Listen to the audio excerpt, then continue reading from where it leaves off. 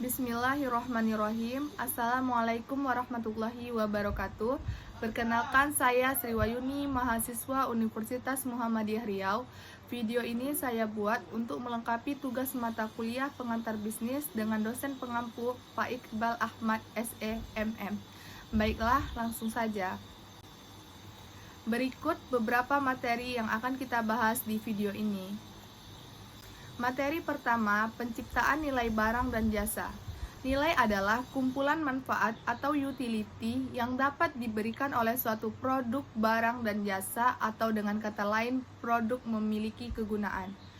Penciptaan nilai atau value creation terbagi tiga. Yang pertama, penciptaan nilai pada tahap input. Merupakan cara perusahaan memilih dan memperoleh input yang diperlukan untuk menghasilkan barang dan jasa akan sangat menentukan berapa besar nilai yang diciptakan. Contohnya, terdapat dua pabrik roti yang saling bersaing. Salah satu pabrik memperoleh bahan baku terigu dengan kualitas yang sama, tetapi harga lebih murah. Ini berarti perusahaan yang mendapatkan harga lebih murah tersebut akan memiliki keunggulan kompetitif. Yang kedua, tahap proses. Setelah input diperoleh, perusahaan melakukan proses pengubahan input menjadi output, barang dan jasa, kualitas, biaya, dan keunggulan yang dimiliki produk perusahaan dibandingkan dengan produk pesaing. Yang ketiga, tahap output. Setelah produk dihasilkan pada tahap output ini, bagaimana melakukan distribusi dan pelayanan kepada konsumen. Tahapan proses hingga output termasuk dalam konsep rantai nilai. Konsep rantai nilai terbagi menjadi dua. Yang pertama, kegiatan primer dan kegiatan pendukung. Berikut contoh rantai nilai di Starbucks. Materi selanjutnya, etika bisnis dan tanggung jawab sosial. Etika bisnis. Etika bisnis menunjukkan perilaku etis maupun tidak etis yang dilakukan manajer dan karyawan dari suatu organisasi perusahaan. Tujuan etika dalam bisnis: 1. Meningkatkan harapan publik. Yang kedua, meningkatkan kinerja perusahaan. Yang ketiga, mencegah perusahaan memperoleh sanksi hukum. Faktor pendorong timbulnya masalah etika bisnis: yang pertama, mengejar keuntungan. Yang kedua, tekanan persaingan laba perusahaan. Yang ketiga, pertentangan etika lintas budaya. Yang keempat, pertentangan antara tujuan perusahaan dengan nilai-nilai perorangan. Tanggung jawab sosial. Responsibility pada dasarnya menunjukkan kemampuan yang harus dimiliki seseorang atau sebuah organisasi untuk memberi tanggapan. Jenis-jenis tanggung jawab perusahaan: 1. Tanggung jawab ekonomi. 2. Tanggung jawab hukum. 3. Tanggung jawab sosial. Strategi pengelolaan tanggung jawab sosial perusahaan ada strategi reaktif, defensif, akomodatif, dan proaktif. Manfaat tanggung jawab sosial perusahaan: 1. Citra positif di mata masyarakat dan pemerintah.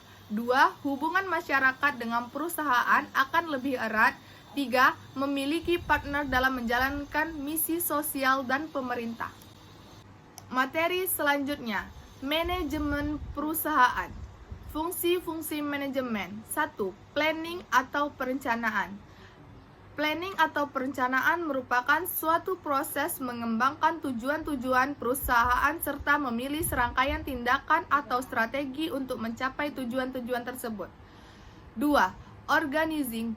Organizing merupakan suatu proses memperoleh dan mengatur sumber daya perusahaan, baik manusia, modal, dan teknologi untuk dapat secara baik menjalankan rencana yang sudah dibuat untuk mencapai tujuan organisasi. 3. Leading atau directing merupakan fungsi manajemen yang bertujuan untuk memberikan panduan kepada karyawan sehingga kegiatan organisasi akan berjalan sesuai diinginkan. Yang terakhir, controlling merupakan bentuk pengawasan dan kontrol dari manajemen terhadap kegiatan organisasi. Selanjutnya, peranan manajerial. 1. Peran interpersonal manajer, di mana manajer harus melakukan interaksi dengan karyawan dan orang-orang sekitarnya. 2. Peran informasi manajer, di mana manajer berperan dalam memperoleh dan menyebarkan informasi yang berkaitan dengan perusahaan organisasi.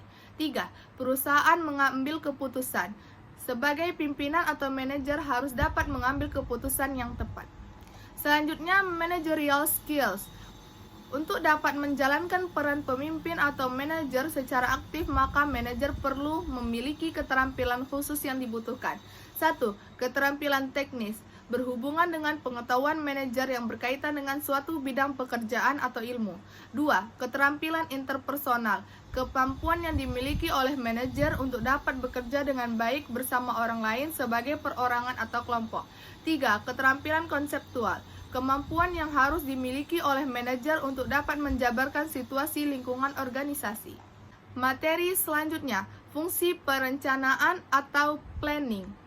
Fungsi perencanaan atau planning merupakan sebuah proses yang dimulai dari penetapan tujuan organisasi, menentukan strategi untuk pencapaian tujuan organisasi secara menyeluruh, serta merumuskan sistem perencanaan.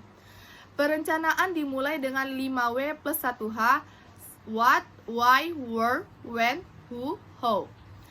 Perencanaan dapat dilihat dari 1.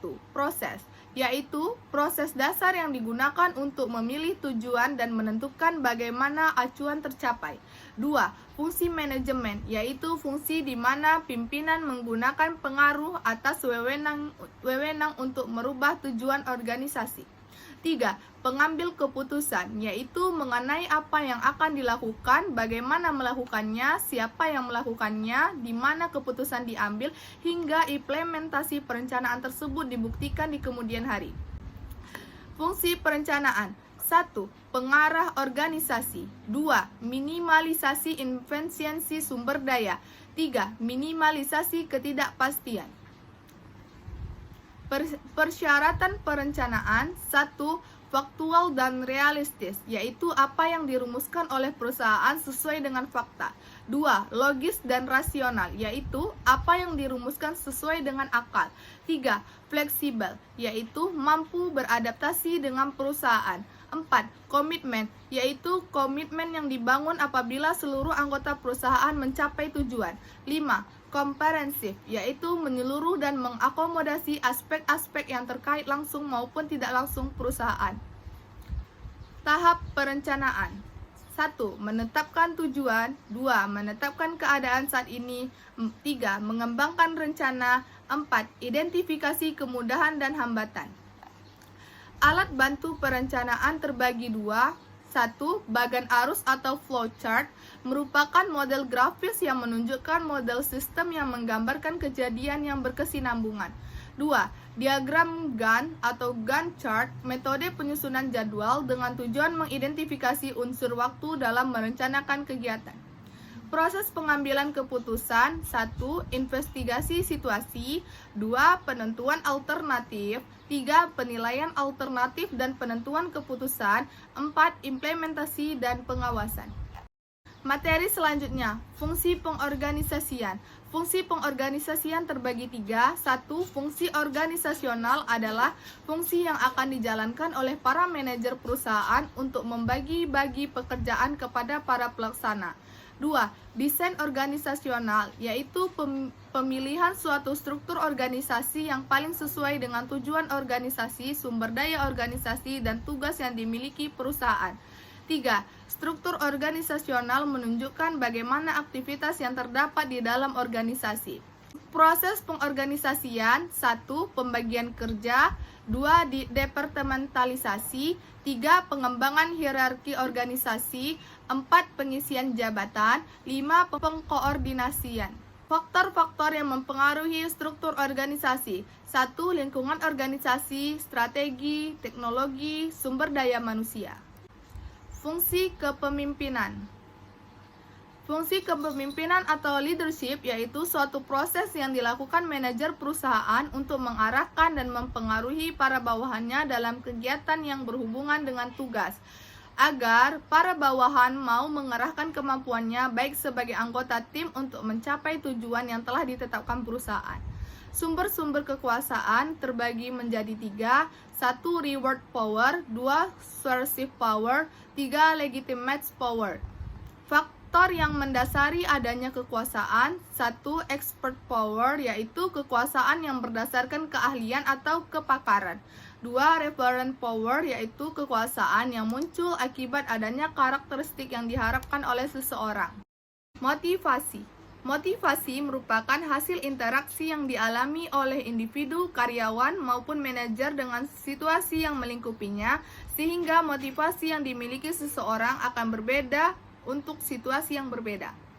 Unsur-unsur yang membentuk motivasi. 1. Upaya. 2. Tujuan organisasional. 3. Kebutuhan. Kewenangan. Kewenangan merupakan bentuk lain dari kekuasaan yang seringkali dipergunakan dalam sebuah organisasi. Dalam sebuah organisasi, seseorang yang ditunjuk atau dipilih untuk memimpin suatu organisasi, bagian atau departemen memiliki kewenangan atau kekuasaan yang terlegitimasi. Ada dua pandangan yang saling berlawanan mengenai sumber wewenang. 1. Teori formal atau pandangan klasik. 2. Teori penerimaan atau acceptance theory of authority. Selanjutnya, jenis kewenangan. 1. Kewenangan lini. 2. Kewenangan staf. 3. Kewenangan fungsional.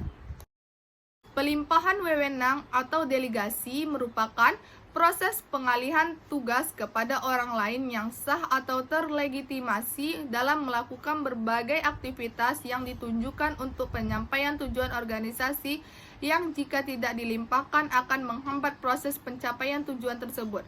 Manfaat pelimpahan wewenang. 1. Pelimpahan wewenang memungkinkan subbagian mempelajari sesuatu baru. 2. Mendorong tercapainya keputusan yang lebih baik. 3. Penyelesaian pekerjaan yang akan dapat dilakukan dengan lebih cepat. Selanjutnya, kendala dalam pelimpahan wewenang. Kapasitasnya yang terbatas dan kurangnya bertanggung jawab atas akibat pelimpahan wewenang. Sentralisasi dan desentralisasi.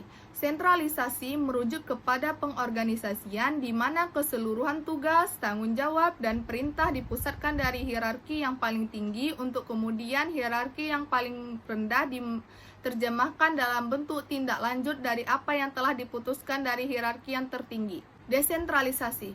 Desentralisasi merupakan pelimpahan kewenangan dari hierarki yang lebih tinggi kepada hierarki yang lebih rendah dalam hal pengambilan keputusan dan penentuan dengan cara bagaimana kegiatan akan dijalankan. Yang terakhir, manajemen pemasaran, manajemen sumber daya manusia, dan manajemen keuangan. Manajemen pemasaran merupakan proses untuk memastikan produk atau layanan dapat diperkenalkan dan dipromosikan pada target pasar secara efektif agar tujuan perusahaan tercapai. Tujuan manajemen perusahaan ada 3. 1. Menciptakan permintaan. 2. Tingkatnya keuntungan. 3. Memuaskan pelanggan. Manajemen sumber daya manusia atau disingkat MSDM adalah pemanfaatan sejumlah individu secara efisiensi dan efektif serta dapat digunakan secara maksimal untuk mencapai tujuan organisasi atau perusahaan. Tujuan manajemen SDM: 1. Meningkatkan kesejahteraan manusia. 2. Memberikan dana pensiun. 3. Memberikan reward bagi karyawan yang berprestasi. Manajemen keuangan adalah kegiatan perencanaan, pengelolaan, penyimpanan, serta pengendalian dana dan aset yang dimiliki suatu perusahaan. Tujuan manajemen keuangan: 1. Menjaga arus kas. 2. Mengurangi biaya modal.